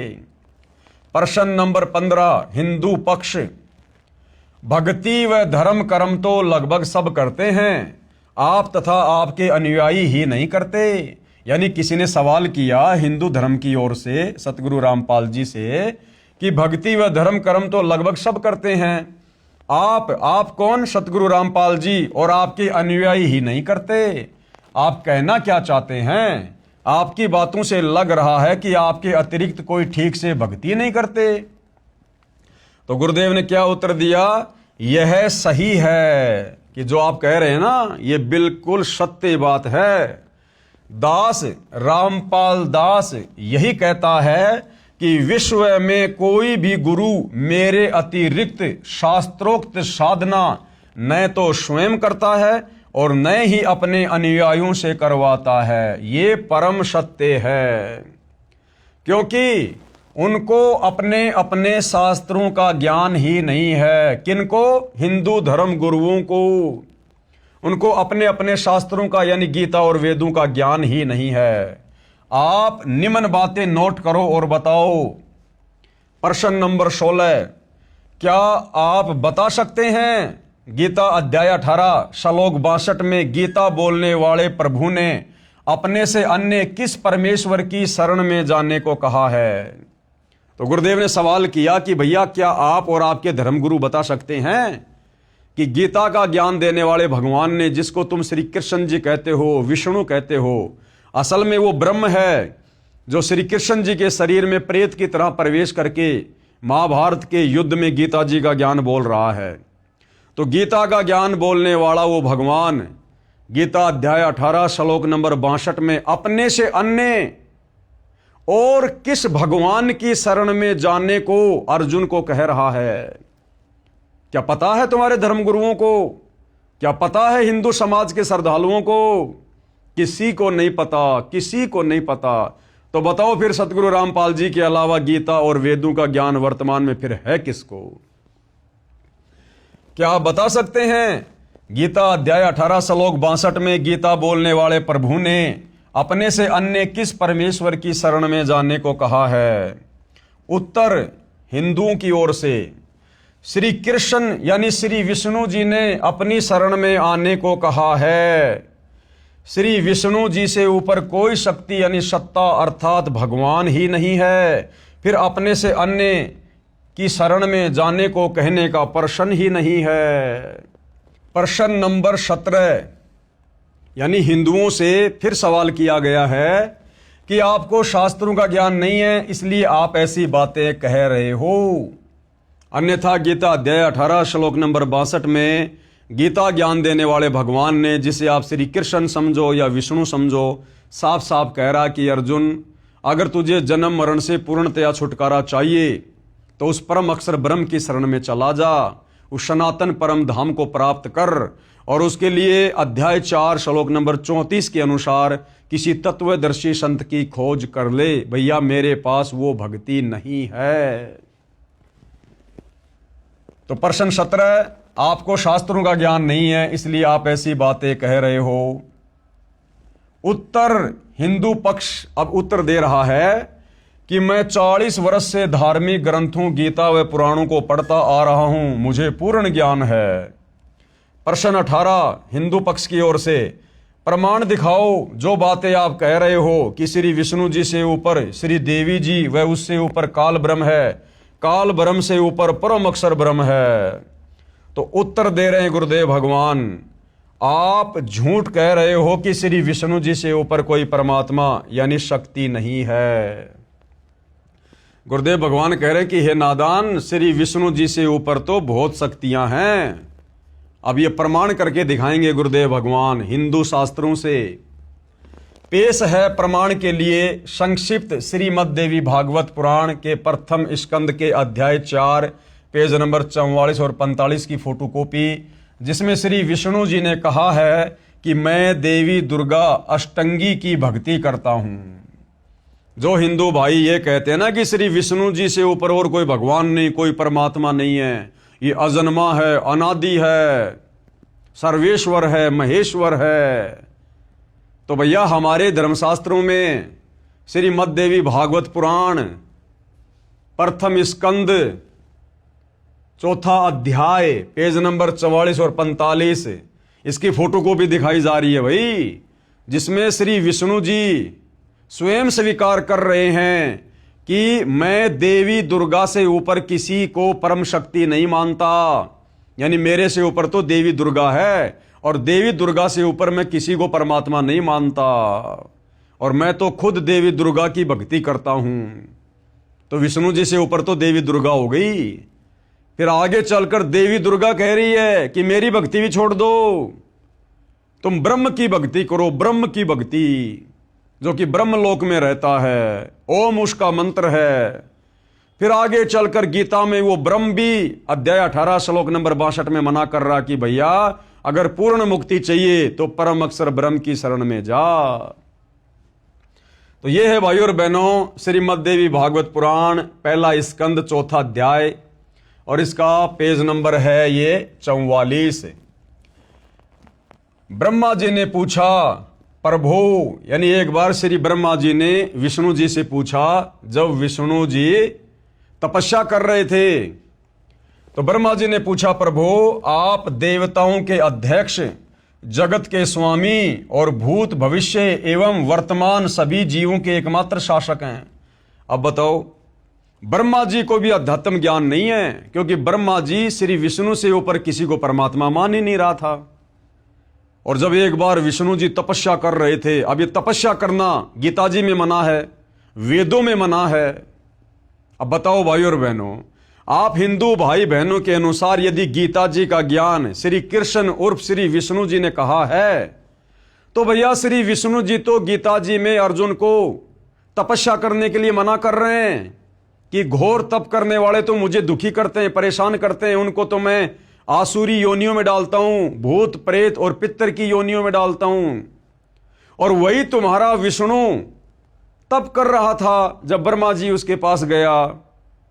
तो इससे स्पष्ट होता है कि गीता जी का ज्ञान श्री विष्णु अर्थात श्री कृष्ण जी ने नहीं दिया। श्री कृष्ण और श्री विष्णु को तो पता ही नहीं गीता में बोला क्या गया है। श्री कृष्ण के शरीर में प्रेतवश प्रवेश करके इस काल ब्रह्म ने ये गीता जी का ज्ञान दिया। अन्यथा यदि श्री विष्णु जी ने ज्ञान दिया होता तो विष्णु जी तो भैया गीता में घोर तप करने के लिए मना कर रहे हैं। और यहां जब श्री ब्रह्मा जी ने देखा कि विष्णु जी तो तपस्या कर रहे हैं, तो ब्रह्मा जी को भी ज्ञान नहीं। ब्रह्मा जी श्री विष्णु जी को सबका भगवान कह रहा है कि आपसे बढ़कर और कौन भगवान है और आप किसकी प्राप्ति के लिए तपस्या कर रहे हैं। ब्रह्मा जी ने पूछा, प्रभु आप देवताओं के अध्यक्ष, जगत के स्वामी और भूत भविष्य एवं वर्तमान सभी जीवों के एकमात्र शासक हैं, यानी स्वामी हैं, भगवान हैं। भगवान फिर आप क्यों तपस्या कर रहे हैं और किस देवता की आराधना में ध्यान मग्न हैं? मुझे असीम आश्चर्य तो ये हो रहा है कि आप देवेश्वर एवं सारे संसार के शासक होते हुए भी समाधि लगाए बैठे हैं। अब गीता और वेदों में कहीं है विधान समाधि लगाने का, तपस्या करने का, जो ये विष्णु जी कर रहे हैं? तो विष्णु जी खुद वेदों के विरुद्ध साधना कर रहे हैं। इसलिए गुरुदेव भगवान कहते हैं कि ब्रह्मा विष्णु महेश को भी वेदों का ज्ञान नहीं, अगर होता तो ये डरे नहीं डोते। ब्रह्मा जी के ये विनीत वचन सुनकर भगवान श्री हरि यानी विष्णु जी उनसे कहने लगे, ब्रह्मन यानी हे ब्रह्मा जी, सावधान होकर सुनो, मैं अपने मन का विचार व्यक्त करता हूं। देवता, दानव और मानव सब यही जानते हैं कि तुम सृष्टि करते हो, मैं पालन करता हूं और शंकर संहार किया करते हैं। किंतु फिर भी वेद के पारगामी पुरुष अपनी युक्ति से यह सिद्ध करते हैं कि रचने, पालने और संहार करने की यह योग्यता जो हमें मिली है, इसकी अधिष्ठात्री शक्ति देवी है। शक्ति देवी यानी दुर्गा। अब बताओ भाई, जो हिंदू धर्म के भाई बहन सवाल कर रहे थे ऊपर कि श्री विष्णु से बढ़कर और कोई भगवान नहीं, कोई परमात्मा नहीं, साबित करो, कहां लिखा हुआ है? तो गुरुदेव भगवान ने श्री देवी भागवत पुराण प्रथम स्कंद चौथा अध्याय पेज नंबर 44 और 45 पर साबित कर दिया भाई। ये हमारे धर्मगुरु रात दिन इन पुराणों की कथाएं हमें सुनाते हैं। इन्हीं में लिखा हुआ दिखा दिया पूज्य गुरुदेव भगवान ने, सतगुरु रामपाल जी ने, कि ना तो ब्रह्मा जी को ज्ञान और ना श्री विष्णु जी को वेद ज्ञान, जो तपस्या कर रहे हैं, समाधि लगाए बैठे हैं और कह रहे हैं कि दुनिया की नजरों में तो यही है, संसार की नजरों में तो यही है कि ब्रह्मा तुम तो संसार की सृष्टि करते हो, मैं विष्णु पालन पोषण करता हूं और शंकर सबका संहार करता है। किंतु वेद के पारगामी पुरुष, यानी जिनको वेदों का कंप्लीट ज्ञान है, तत्वदर्शी संत, वो अपनी युक्ति से ये साबित करते हैं क्या? फिर भी वेद के पारगामी पुरुष अपनी युक्ति से ये सिद्ध करते हैं कि रचने, पालने और श्रृंगार करने की ये योग्यता जो हमें मिली है, इसकी अधिष्ठात्री शक्ति देवी है। क्योंकि समुद्र मंथन के दौरान इन तीनों देवताओं को यहाँ की व्यवस्था संभालने के लिए, चलाने के लिए इस काल ब्रह्म के आदेश से देवी दुर्गा ने ही शक्तियां दी थी। इसलिए भाइयों और बहनों, श्री विष्णु जी शक्ति देवी से ऊपर कह रहे हैं मैं किसी को भगवान नहीं मानता। यानी जो हिंदू भाई ये सवाल कर रहा था कि विष्णु से बढ़कर और कोई परमात्मा नहीं है, तो देख लो भाइयों और बहनों, श्री विष्णु जी तो शक्ति के अधीन होकर ये तीनों देवता ब्रह्मा विष्णु महेश अपनी माता देवी दुर्गा शक्ति देवी के अधीन होकर कार्य कर रहे हैं। यानी इनसे ऊपर तो ये देवी दुर्गा भगवान है। वे कहते हैं कि संसार की सृष्टि करने के लिए तुम में राजसी शक्ति का संचार हुआ है। यानी ब्रह्मा जी रजोगुण हैं, मुझे यानी विष्णु सात्विक शक्ति मिली है, यानी श्री विष्णु जी सतोगुण युक्त हैं, और रुद्र यानी शंकर, रुद्र में तामसी शक्ति का आविर्भाव हुआ है, यानी श्री शंकर जी तमोगुण हैं। उस शक्ति के अभाव में तुम इस संसार की सृष्टि नहीं कर सकते, मैं पालन करने में सफल नहीं हो सकता, और रुद्र यानी शंकर जी से संहार कार्य होना भी असंभव नहीं। ब्रह्मा जी हम सभी, देख लो भाई, विष्णु जी कह रहे हैं ब्रह्मा जी को कि ब्रह्मा जी हम सभी यानी मैं और शंकर और तुम, हम सभी यानी तीनों देवता उस शक्ति के सहारे ही अपने कार्यों में सदा सफल होते आए हैं। यानी देवी दुर्गा के, शक्ति देवी के आशीर्वाद से हम तीनों के कार्य हो रहे हैं। तो ब्रह्मा विष्णु महेश से बड़ी शक्ति, ब्रह्मा विष्णु महेश से बड़ा भगवान यहां पर कौन साबित हुआ? देवी दुर्गा। मैं सदा तप करने में लगा रहता हूं। बताओ भाइयों और बहनों, गीता और वेद तप करने के लिए मना कर रहे हैं कि तप करने वाला नरक में जाएगा, 84 लाख योनियों में जाएगा। और विष्णु जी कह रहे कि मैं सदा तप करने में लगा रहता हूं, यानी वेद विरुद्ध साधना। अब सोचो भाइयों और बहनों, जब ब्रह्मा विष्णु महेश को वेदों का ज्ञान नहीं, तो इनसे वेद लेकर इनके वंशज मनु जैसों को फिर कहां से ज्ञान होगा? और मनु जैसों से वेद ज्ञान पढ़कर आगे समाज में आधा अधूरा ज्ञान फैलाने वाले हमारे इन ऋषि मुनियों को फिर कहां से ज्ञान हुआ होगा? जो ये पुराण लिख लिख के चले गए, इन पुराणों की जिन्होंने रचना कर दी, अपना अनुभव लिख दिया। इसलिए भाइयों और बहनों, अध्यात्म के नाम पर, भक्ति और भगवान के नाम पर, सत्य साधना के नाम पर पूरा संसार विचलित है, पूरा संसार। अब दोबारा से सतगुरु रामपाल जी इस अध्यात्म को उठा रहे हैं। तो विष्णु जी कह रहे हैं कि मैं सदा तप करने में लगा रहता हूं, उस शक्ति के शासन से कभी मुक्त नहीं रह सकता, यानी दुर्गा देवी के कंट्रोल में काम करता हूं। कभी अवसर मिला तो लक्ष्मी के साथ सुखपूर्वक समय बिताने का सौभाग्य प्राप्त होता है। मैं कभी तो दानवों के साथ युद्ध करता हूं, अखिल जगत को भय पहुंचाने वाले दैत्यों के विकराल शरीरों को शांत करना यानी नष्ट करना मेरा परम कर्तव्य हो जाता है। बताओ, बेचारा तप करके सिद्धियां प्राप्त करता है विष्णु, और सिद्धियां प्राप्त करके फिर सारी जिंदगी राक्षसों के साथ में लड़ाई झगड़ा करने में लगा रहता है। यानी भाई और बहनों, पल भर की भी शांति नहीं हमारे भगवानों को, पल भर की भी। अब इनकी भक्ति करके फिर हमें कैसे परम शांति प्राप्त होगी? उन्हीं भगवती शक्ति का मैं निरंतर ध्यान किया करता हूं। ब्रह्मा जी, अब देख लो भाई और बहनों, जो कह रहे थे कि विष्णु से ऊपर कोई भगवान नहीं, कोई शक्ति नहीं, ब्रह्मा जी मेरी जानकारी में इस भगवती शक्ति से बढ़कर दूसरे कोई देवता नहीं है। क्लियर कर दिया विष्णु जी ने कि मेरी जानकारी में इस भगवती शक्ति दुर्गा से बढ़कर और कोई भगवान नहीं, कोई देवता नहीं। यानी विष्णु जी ने अपने से ऊपर देवी दुर्गा को साबित कर दिया। जो भाई ये कह रहे थे सवाल करके कि विष्णु जी से ऊपर कोई भगवान नहीं, कोई परमात्मा नहीं, देख लो भाई इन्हीं पुराणों में लिखा हुआ है। आगे क्या कह रहे हैं गुरुदेव भगवान, इस संक्षिप्त श्रीमद देवी भागवत के उल्लेख से हिंदू पक्ष का दावा गलत सिद्ध होता है।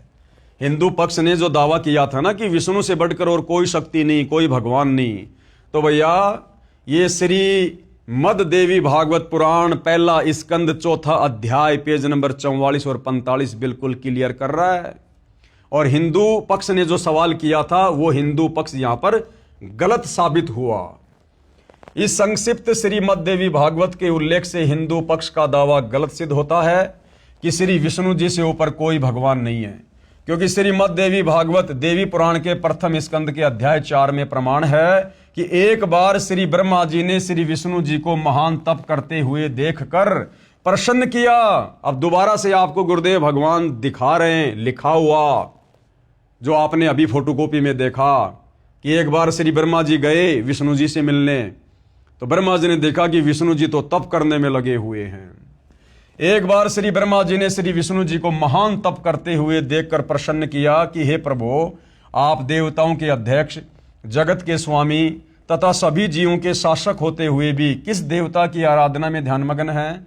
मुझे असीम आश्चर्य तो ये हो रहा है कि आप देवेश्वर यानी देवताओं में सर्वश्रेष्ठ एवं सारे संसार के शासक यानी मालिक स्वामी भगवान होते हुए भी समाधि लगाए बैठे हैं।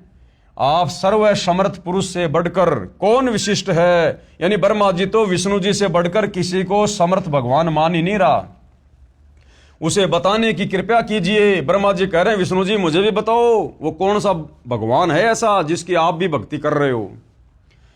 ब्रह्मा जी के विनीत वचन सुनकर भगवान श्री हरि उनसे कहने लगे, ब्रह्मन सावधान होकर सुनो, मैं अपने मन का विचार व्यक्त करता हूं। मैं भगवती अध्याशक्ति यानी अष्टंगी यानी देवी दुर्गा का ध्यान तप करके किया करता हूं। अब यह तप करना भाई और बहनों कौन से शास्त्र में लिखा हुआ है? ना वेदों में ना गीता में। ये समाधि लगाना कौन से शास्त्र में लिखा हुआ है? तो जब हमारे तीनों भगवान ही वेद विरुद्ध साधना कर रहे हैं तो बाकी जीवों को, ऋषि मुनियों को, शंकराचार्यों को, महर्षियों को भला कहां से वेद ज्ञान होगा? इसलिए सबकी दुर्गति होती है। ये सारे के सारे लक 84 में जाते हैं, ब्रह्मा विष्णु महेश सहित। अब बताओ भाई और बहनों फिर कौन बच गया हम जिसके मार्गदर्शन में भक्ति करें?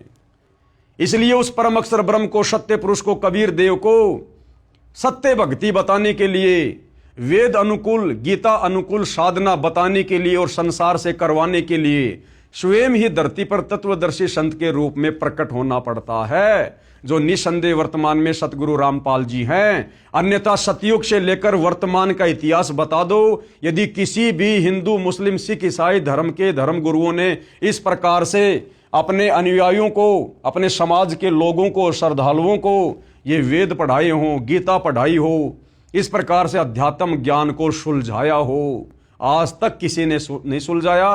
केवल इन लोगों ने उलझाया है, उलझाया। अब सुलझा तो सतगुरु रामपाल जी रहे हैं। तो श्री विष्णु जी कह रहे हैं कि भैया मैं देवी दुर्गा का ध्यान तप करके किया करता हूं। ब्रह्मा जी मेरी जानकारी में इन भगवती शक्ति यानी प्रकृति देवी, अष्टंगी देवी से बढ़कर दूसरे कोई देवता नहीं है।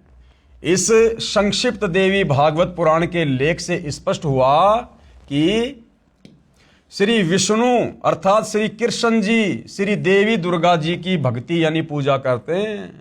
कहा है कि इस अध्याशक्ति से बड़ा कोई देवता भगवान मेरी जानकारी में नहीं है। यानी ये भाई और बहनों दी एंड हो गया श्री विष्णु जी और श्री ब्रह्मा जी के ज्ञान का।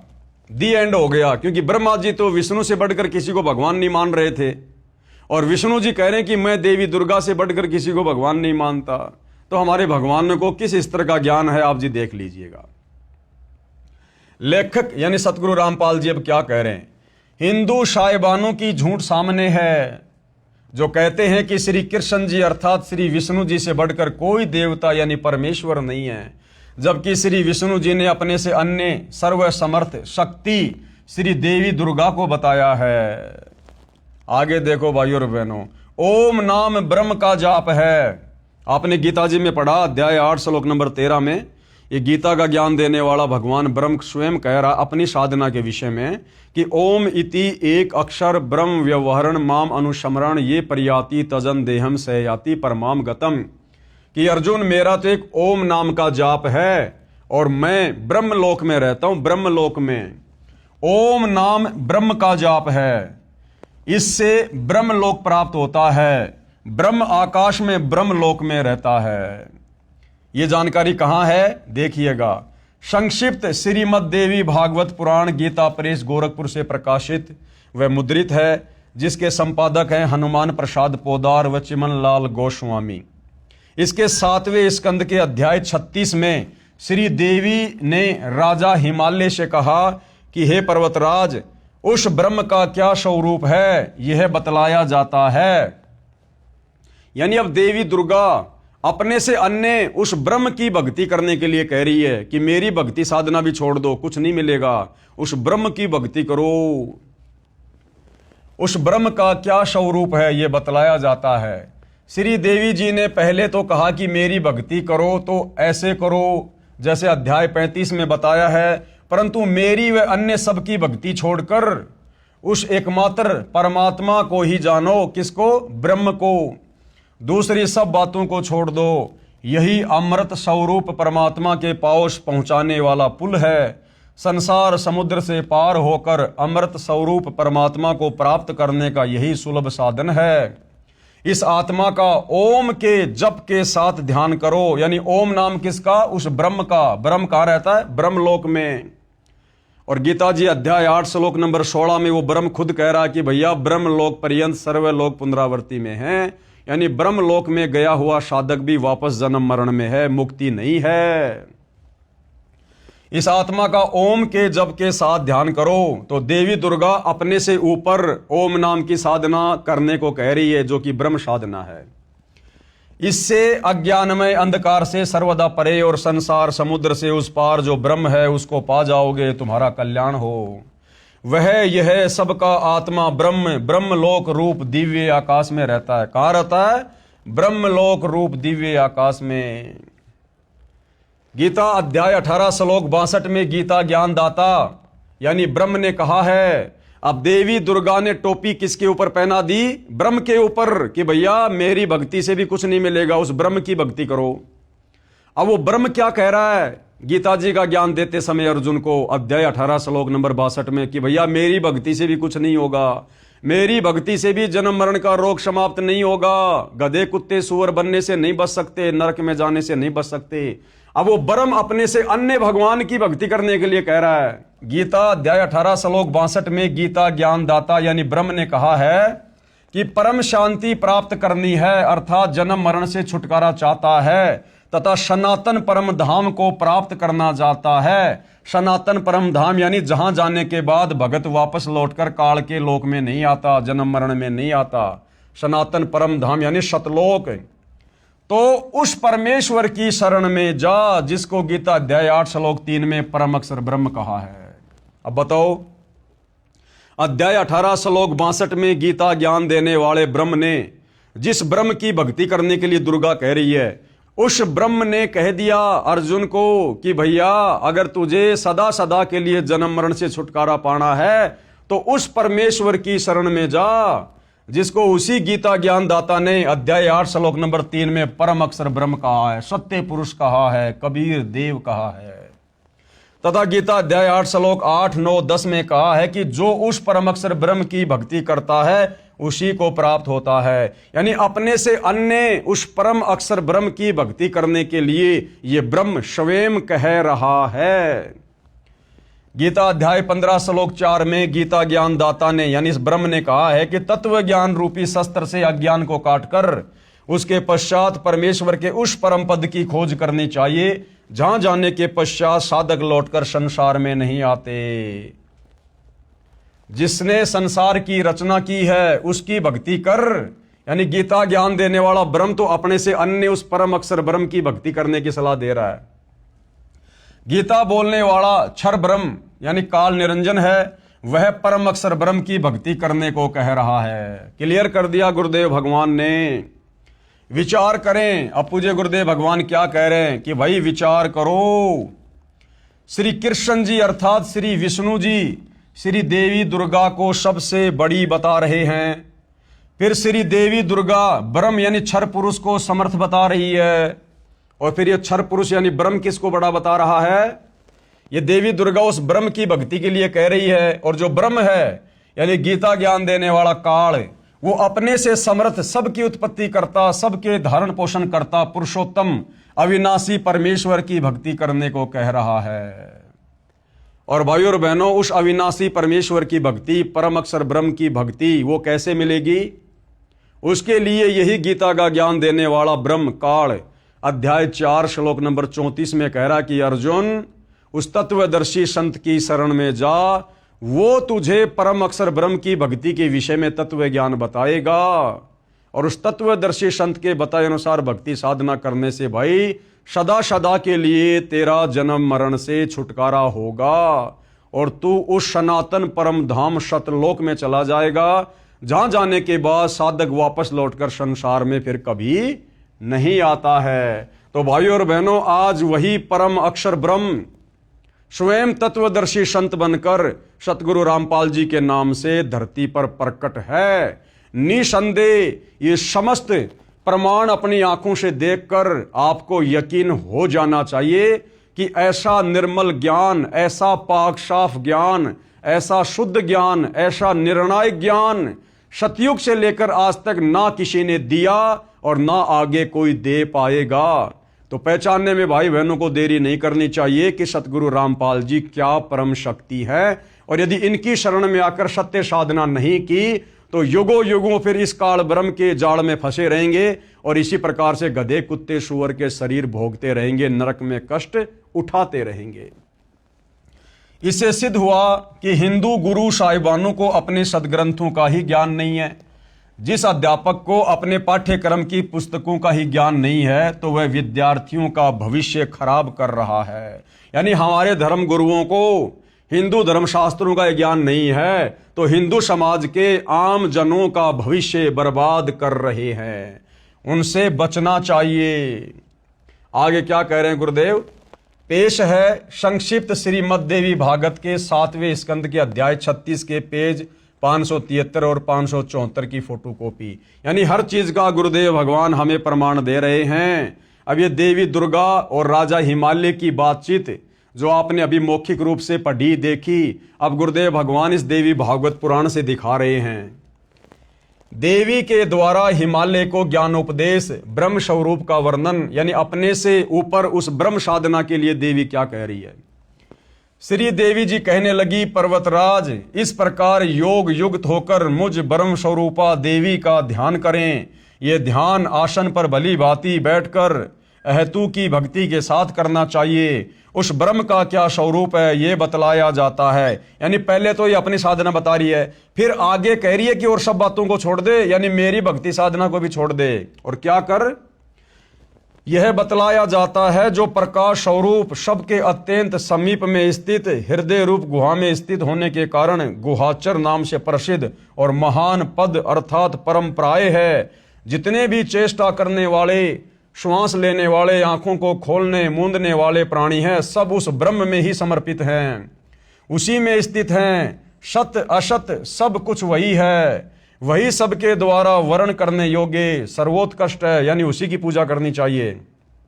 वह समस्त प्रजा के ज्ञान से परे है, अर्थात किसी की बुद्धि में आने वाला नहीं है। ये तुम जानो, जो परम प्रकाश रूप है, जो सूक्ष्म से भी अत्यंत सूक्ष्म है, जिसमें संपूर्ण लोक और उन लोकों में निवास करने वाले प्राणी स्थित हैं।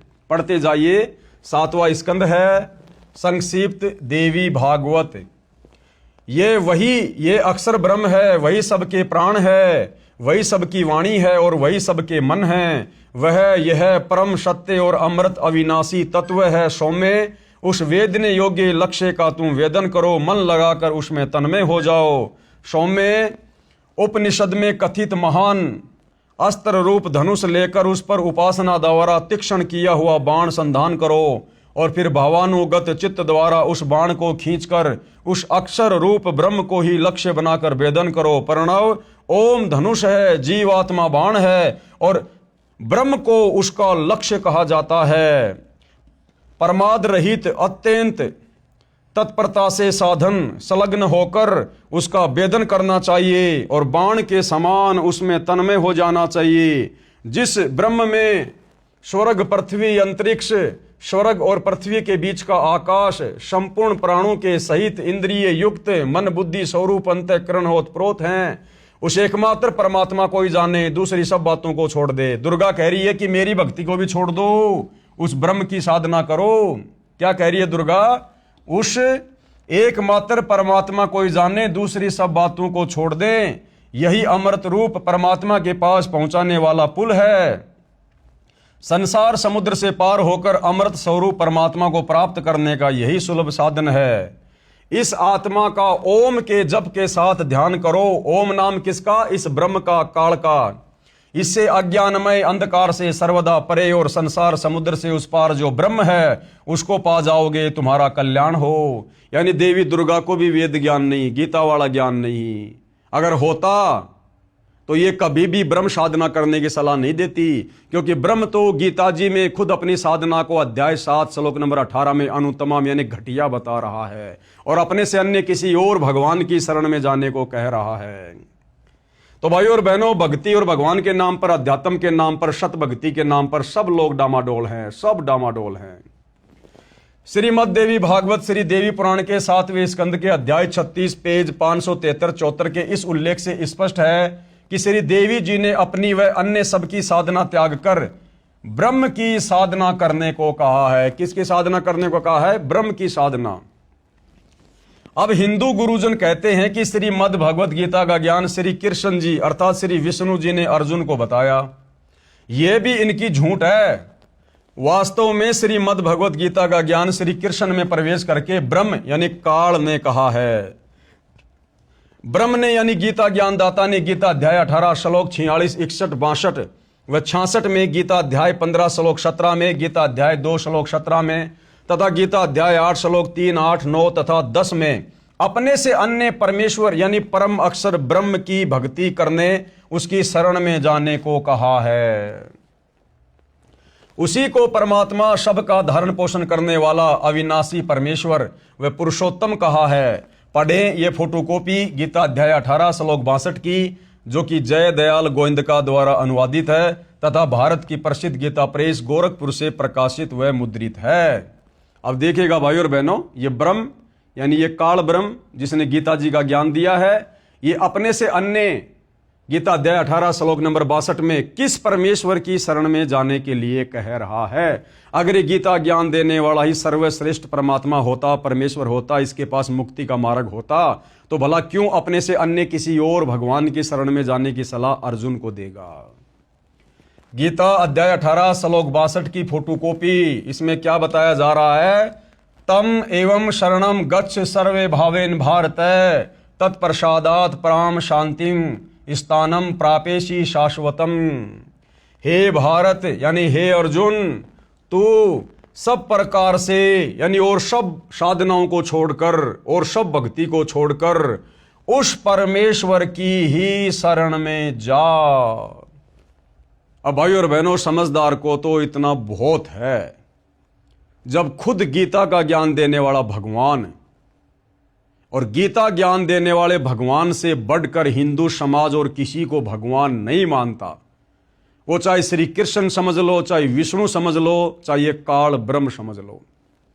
जब ये खुद हिंदुओं का सबसे बड़ा भगवान गीता का ज्ञान देने वाला अपने से अन्य किसी और भगवान की शरण में जाने के लिए अर्जुन को कह रहा है, तो ये स्वयं सिद्ध है कि गीता का ज्ञान बोलने वाले भगवान के पास में मुक्ति का मार्ग नहीं है, कंप्लीट आध्यात्मिक ज्ञान नहीं है, वेद अनुकूल साधना नहीं है जिससे हमारा जन्म मरण समाप्त हो। हे भारत यानी हे अर्जुन, तो सब प्रकार से उस परमेश्वर की ही शरण में जा। उस परमात्मा की कृपा से ही तू परम शांति कब मिलती है? जब हमारा जन्म मरण का झंझट समाप्त हो जाए। भाई जब तक जन्मेंगे मरेंगे तो कभी गधे बनेंगे, कभी कुत्ते बनेंगे, कभी इंसान बनेंगे, कभी देवता बनेंगे, कभी नरक में जाएंगे, कभी स्वर्ग में जाएंगे। तो भाई परम शांति नहीं हो सकती जब तक हम जन्म और मरण में हैं। तो क्या कह रहा है कि उस परमात्मा की कृपा से ही तू परम शांति को तथा सनातन परम धाम को प्राप्त होगा। अगर इस काल का वो ब्रह्मलोक सनातन परम धाम होता तो यहां पर उस परमात्मा के परम धाम में जाने की सलाह नहीं देता। तो सनातन परम धाम का मतलब होता है जिस लोक का कभी भी विनाश नहीं होता है, कभी भी वहां प्रलय महाप्रलय नहीं होती है, और वहां के जीव कभी भी मरते नहीं हैं, विनाश नहीं होता है। इतना क्लियर कर दिया भाई और बहनों। लेखक यानी सतगुरु रामपाल जी क्या कह रहे हैं? क्या आप जानते हैं गीता अध्याय 7 श्लोक 29 में गीता ज्ञान देने वाले प्रभु ने कहा है कि जो साधक यानी भगत केवल जरा यानी वृद्ध अवस्था बुढ़ापे के दुख से तथा मरण यानी मौत के दुख से छूटने के लिए ही प्रयत्नशील हैं, यानी साधना करते हैं, भक्ति करते हैं, वे तत्ब्रह्म यानी उस ब्रह्म यानी गीता अध्याय 18 श्लोक 62 में बताए परमेश्वर को तथा संपूर्ण अध्यात्म ज्ञान यानी तत्व ज्ञान को तथा संपूर्ण कर्मों को जानते हैं, यानी एक लेवा एक देवा दूतम वाली कथा जानते हैं। उत्तर हिंदू पक्ष नहीं। हिंदू भाई कहते भाई हम तो नहीं जानते वो कौन परमात्मा है, क्या परमात्मा है जिसके विषय में गीता का ज्ञान देने वाला अध्याय 18 श्लोक नंबर 62 में कह रहा है। प्रश्न 19 हिंदू पक्ष की तरफ से, क्या आप जानते कि तत्ब्रह्म कौन है? प्रमाण गीता व पुराणों से बताओ। अब हिंदू पक्ष कह रहा है संत रामपाल जी से कि आप जानते हैं क्या वो तत्ब्रह्म कौन है और कहां बोली है ये बातें? गीता ज्ञान देने वाला भगवान कहां कह रहा है? तो गुरुदेव भगवान अब आपको गीता जी से ही प्रमाण दिखा रहे हैं। उत्तर लेखक यानी सतगुरु रामपाल जी ने कहा, हां सुनो मैं जानता हूं। गीता अध्याय 8 श्लोक 1 में अर्जुन ने गीता ज्ञान देने वाले इस काल ब्रह्म से प्रश्न किया, किम तत्ब्रह्म, कि वह तत्ब्रह्म क्या है, यानी तेरे से अन्य वो परमात्मा कौन है, क्या है, जिसके विषय में आपने यानी गीता ज्ञान देने वाले ने गीता अध्याय 7 श्लोक 29 में कहा है। इसका उत्तर गीता ज्ञान बताने वाले प्रभु यानी काल ब्रह्म ने आपके अनुसार श्री कृष्ण जी ने गीता अध्याय 8 श्लोक नंबर 3 में जवाब दिया है और कहा है वह परम अक्षर ब्रह्म है। साफ साफ बताया है कि वो तत्ब्रह्म क्या है, परम अक्षर ब्रह्म है, वो सत्य पुरुष है, वो कबीर देव है जो सनातन परम धाम सतलोक में रहता है। फिर इसी प्रसंग को आगे बढ़ाते हुए गीता ज्ञान देने वाले ने गीता के इसी अध्याय 8 के श्लोक 5 और 7 तथा श्लोक 8, 9, 10 में स्पष्ट किया है कि श्लोक 5 से 7 जो पुरुष अंत काल में मुझको ही सुमरण करता हुआ शरीर को त्याग कर जाता है वह मेरे साक्षात रूप को प्राप्त होता है, यानी काल रूप को प्राप्त होता है, ब्रह्मलोक में जाता है। इसमें कुछ भी संशय नहीं है। गीता अध्याय 8 श्लोक 5। हे कुंती पुत्र अर्जुन, अंत काल में मनुष्य यानी साधक जिस जिस भी भाव को यानी इष्ट को सुमरण करता हुआ शरीर का त्याग करता है उस भाव को ही प्राप्त होता है, क्योंकि वह सदा उसी के भाव से भावित हो रहा है। गीता अध्याय 8 श्लोक 6। यानी अंतिम समय में मरते समय आप जिस भी इष्ट का सुमरण करते हो उसी के लोक में जाते हो। इसलिए हे अर्जुन, तू सब समय में निरंतर मेरा सुमरण कर और युद्ध भी कर यानी काम धंधा भी कर और मेरा सुमरण भी कर ओम नाम का। इस प्रकार मुझ में समर्पित भाव से युक्त होकर तू निसंदेह मुझको ही प्राप्त होगा, यानी मेरे ब्रह्मलोक में आएगा और ब्रह्मलोक में आने के बाद लंबे समय तक रहेगा। उसके बाद जब तेरी भक्ति कमाई खर्च होगी फिर तेरे को नीचे नरक में डाला जाएगा, 84 लाख योनियों में डाला जाएगा, क्योंकि खुद फिर ये गीता अध्याय 8 श्लोक नंबर 16 में कहता कि ब्रह्मलोक पर्यंत सर्वलोक पुनरावर्ती में अर्थात जन्म और मरण में है। हे भद्र पुरुष, इन उपरोक्त श्लोकों में तो गीता ज्ञान देने वाले ने अपनी भक्ति करने को कहा है जिससे उसी को प्राप्त होगा। फिर गीता अध्याय 8 के श्लोक 8, 9, 10 तथा 20 व 22 में उस परम अक्षर ब्रह्म की भक्ति करने को कहा है, जिसके विषय में ऊपर बताया है। यानी यहां पर गीता अध्याय 8 श्लोक 7 में तो ये काल ब्रह्म अर्जुन को अपनी भक्ति करने के लिए कह रहा है, और फिर गीता अध्याय 8 श्लोक नंबर 8, 9, 10, 20 व 22 में अपने से अन्य उस परम अक्षर ब्रह्म की भक्ति करने की सलाह दे रहा है, जिसकी भक्ति करने से तेरा स्थायी रूप से जन्म मरण समाप्त हो सकता है। गीता अध्याय 8 श्लोक 8, 9, 10।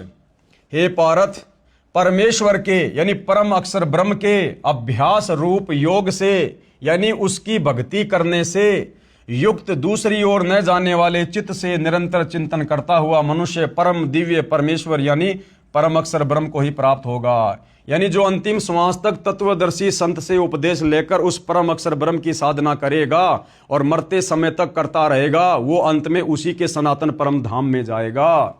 ये सारांश है गीता अध्याय 8 श्लोक 8 का।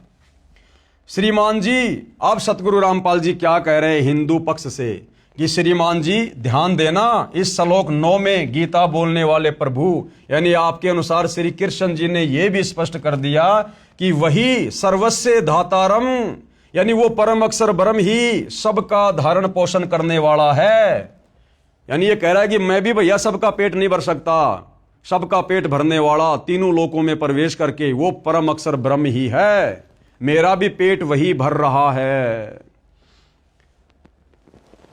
जो अनादि सबके नियंता, सूक्ष्म से अति सूक्ष्म सबके धारण पोषण करने वाले, अचिंत्य स्वरूप सूर्य के सदृश प्रकाशमान, अज्ञान से अति परे शुद्ध सच्चिदानंद घन परमेश्वर का सुमरण करता है। गीता अध्याय 8 श्लोक 9। वह भक्ति युक्त पुरुष यानी ऐसी भक्ति करने वाला उस परम अक्षर ब्रह्म की तत्वदर्शी संत से लेकर वह भक्ति युक्त पुरुष यानी भगत अंत काल में योग बल से यानी भक्ति की शक्ति से प्राणों यानी श्वासों को भ्रकुटी के मध्य में अच्छी तरह स्थापित करके यानी अपनी सुरती नृत्य उस परमात्मा के चरणों में लगा के फिर निश्चल मन से यानी निश्चल मन यानी किसी भी प्रकार से डगमग ना होने वाले मन से सुमरण करता हुआ उस मेरे से दूसरे, गीता ज्ञानदाता कह रहा कि मेरे से दूसरे दिव्य पुरुष यानी परम अक्षर ब्रह्म परमेश्वर को ही प्राप्त होता है। क्लियर कर दिया गीता ज्ञानदाता ने।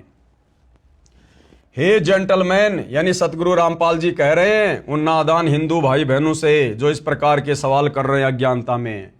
हे जेंटलमैन, क्या आपको व आपके धर्म गुरुओं को उस परमेश्वर परम अक्षर ब्रह्म का पता है?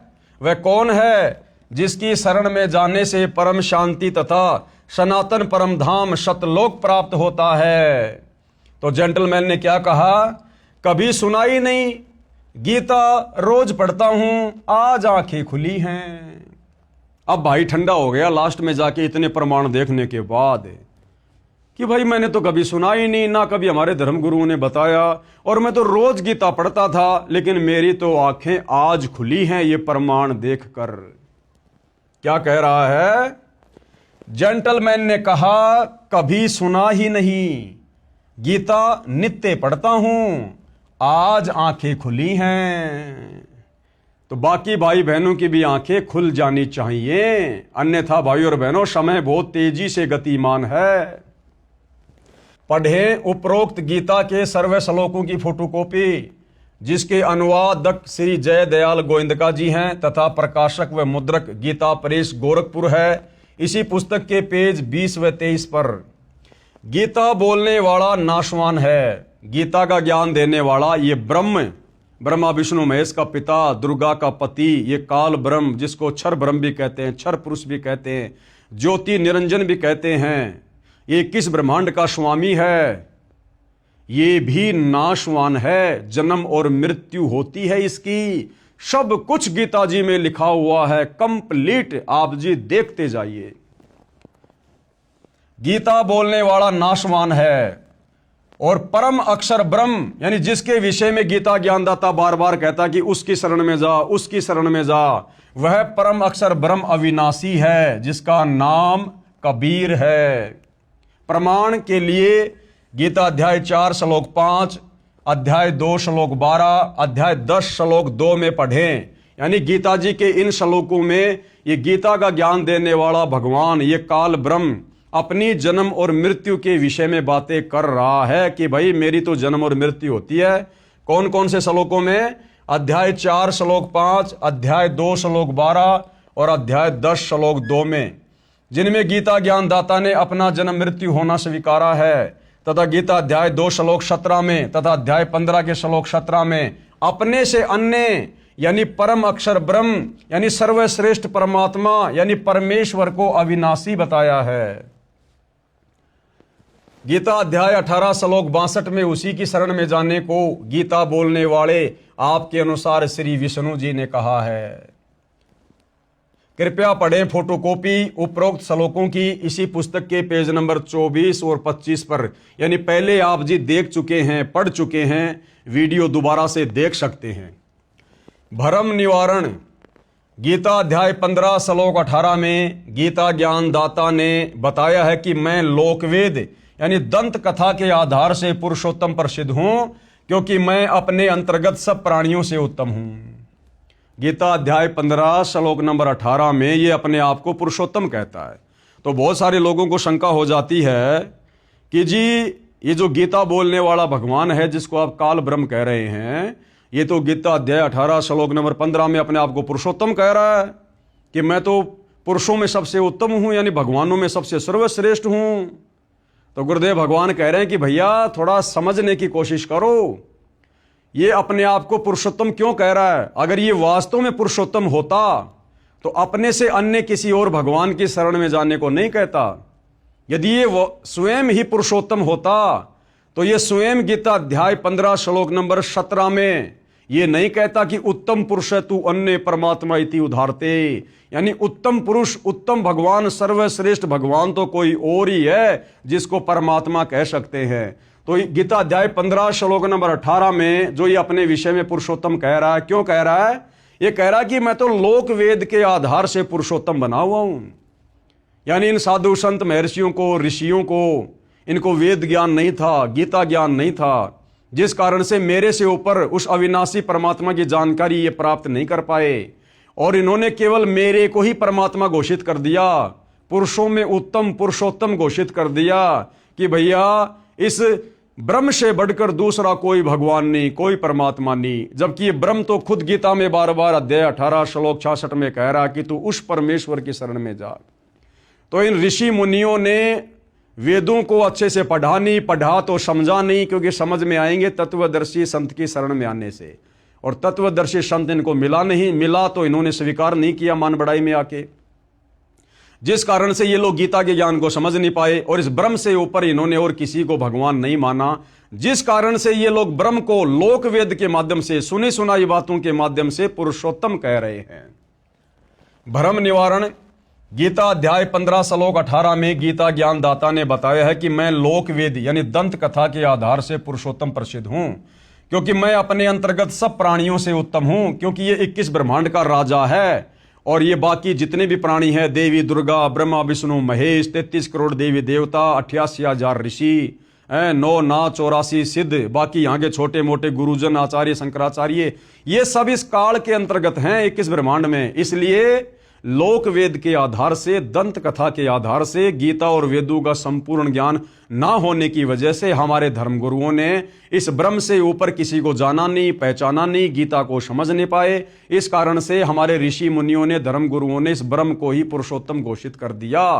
तो ये गीता ज्ञानदाता कह रहा है कि भैया मैं पुरुषोत्तम नहीं हूं, मैंने तो गीता अध्याय 15 श्लोक नंबर 17 में बता दिया कि उत्तम पुरुष है तू अन्य परमात्मा इति उधारते, ये लोक तरम अवश्य विभर्ति अवय ईश्वर है, कि भाई उत्तम परमेश्वर, उत्तम परमात्मा, उत्तम पुरुष, सर्वश्रेष्ठ भगवान तो मेरे से अन्य है, जो परम अक्षर ब्रह्म है, जो सनातन परम धाम में रहता है। विचार करो, गीता ज्ञानदाता ने गीता अध्याय 8 श्लोक 3 में परम अक्षर ब्रह्म अपने से अन्य बताया है, श्लोक 5 और 7 में अपनी भक्ति करने को कहा है, तथा गीता अध्याय 8 के श्लोक 8, 9, 10, 20 व 22 में अपने से अन्य परम अक्षर ब्रह्म, उस पुरुषोत्तम की यानी परम अक्षर पुरुष, सच्चिदानंद घन ब्रह्म यानी दिव्य परम पुरुष परमेश्वर की भक्ति करने को कहा है। फिर भला ये अपने आप को पुरुषोत्तम कैसे कहेगा? पुरुषोत्तम तो इसको हमारे ज्ञानहीन धर्म गुरुओं ने मान रखा है। गीता अध्याय 8 श्लोक 9 में भी उसी को सबका धारण पोषण करने वाला बताया है। इसी प्रकार गीता अध्याय 15 श्लोक 17 में अपने से अन्य परम अक्षर पुरुष को पुरुषोत्तम कहा है। उसी को सबका धारण पोषण करने वाला अविनाशी कहा है। फिर गीता अध्याय 15 श्लोक 18 में अपनी स्थिति बताई है कि मैं तो लोकवेद यानी सुनी सुनाई बातों दंत कथाओं के आधार से पुरुषोत्तम प्रसिद्ध हूं। वास्तव में पुरुषोत्तम तो ऊपर गीता अध्याय 15 श्लोक 17 में बता दिया कि वो परम अक्षर ब्रह्म है, जो तीनों लोकों में प्रवेश करके सबका धारण पोषण करता है, जो सतलोक में रहता है। कबीर देव कुछ एक व्यक्ति श्लोक 18 को पढ़कर कहते हैं कि देखो, गीता ज्ञान देने वाला अपने को पुरुषोत्तम कह रहा है, इससे अन्य कोई पुरुषोत्तम नहीं है। उसकी मूर्ख सोच का उत्तर ऊपर स्पष्ट कर दिया है। तो गुरुदेव कहते हैं जो लोग इस प्रकार से गीता के ज्ञान को अच्छे से ना समझ कर इस काल ब्रह्म को ही पुरुषोत्तम मान के बैठे हैं, गुरुदेव कह रहे हैं कि ऊपर के श्लोकों में उनकी सारी शंकाओं का समाधान कर दिया है कि ये काल ब्रह्म तो हमारे ज्ञानहीन धर्म गुरुओं की नादानी के कारण सुनी सुनाई बातें और लोकवेद दंत कथाओं के आधार से पुरुषोत्तम बना हुआ है, जबकि ये पुरुषोत्तम नहीं है। पुरुषोत्तम तो परम अक्षर ब्रह्म है। और भाइयों और बहनों, निसंदेह वह परम अक्षर ब्रह्म वर्तमान में तत्वदर्शी संत की भूमिका में सतगुरु रामपाल जी के नाम से धरती पर प्रकट है। अन्यथा भाइयों और बहनों, इतना क्लियर इन धर्मशास्त्रों को सतयुग से लेकर आज तक किसी ने नहीं किया। ब्रह्मा जी ने भी क्लियर नहीं किया, विष्णु जी ने भी क्लियर नहीं किया। शंकर जी तो बेचारा तपस्वी है, वो तो ध्यान लगा के बैठा रहता है, उसको कहां से वेदों का ज्ञान होगा। और जब इन तीनों देवताओं को वेदों का ज्ञान नहीं है तो बाकी सभी तीनों देवताओं के अंतर्गत हैं। फिर इस धरती के तपस्वियों को, मुनियों को, ऋषियों को, आचार्य शंकराचार्यों को भला कहां से वेद ज्ञान, कहां से गीता ज्ञान होगा। तो भाइयों और बहनों, इस तत्वदर्शी संत की यानी सतगुरु रामपाल जी के द्वारा बताई गई साधना के अभाव में सतयुग से लेकर वर्तमान समय तक हमारे ये बड़े बड़े ऋषि मुनि महात्मा संत ये 184 योनियों में गोते खा रहे हैं। ये अपनी झूठी महिमा करके, वेद विरुद्ध साधना करके, तपस्या करके, समाधि लगा के, किसी को लाभ देके, किसी को श्राप देके दुनिया में झूठी महिमा बना के बैठे हुए थे। अब सतगुरु रामपाल जी ने आकर एडी से लेकर चोटी तक यानी एक छोटे से धर्मगुरु से लेकर और 21 ब्रह्मांड के स्वामी ज्योति निरंजन काल ब्रह्म तक की पोल पट्टी प्रमाणों के साथ हमारे ही पवित्र सदग्रंथों को दिखा दिखाकर खोल दी है। अब भी अगर कोई हिंदू धर्म से जुड़ा हुआ भाई बहन नहीं समझेगा तो भाई फिर धिक्कार है उसके जीवन को। और अभी तो शुरुआत है भाइयों और बहनों, और अभी तो इसके ऊपर तकरीबन 30-40 वीडियो बनेंगे, सब कुछ क्लियर करवा देंगे सतगुरु रामपाल जी परमेश्वर भक्ति चाहने वाली आत्माओं के लिए। बाकी जिसने भक्ति करनी ही नहीं है, जिसको प्रेत पितर भूतों की योनि में जाना है, जिसको नरक भोगना है, भाई उनके आगे तो फिर भैंस के आगे बीन बजाने जैसा है। बाकी जो नेक आत्मा होंगी, अच्छी आत्मा होंगी, परमात्मा चाहने वाली आत्मा होंगी, वो तो संकेत को ही समझ जाएंगी और अपनी दिशा को तुरंत सतगुरु रामपाल जी से उपदेश लेकर चेंज कर देंगी। तो भाई और बहनों, आज के वीडियो में केवल इतना ही। कल फिर परमेश्वर दया करेंगे, सभी के समक्ष उपस्थित होंगे। तब तक पूज्य गुरुदेव भगवान हम सबको आज्ञा दे, आशीर्वाद दे, हमारा मार्गदर्शन करे। बंदी छोड़ सतगुरु रामपाल जी परमेश्वर जी की जय हो।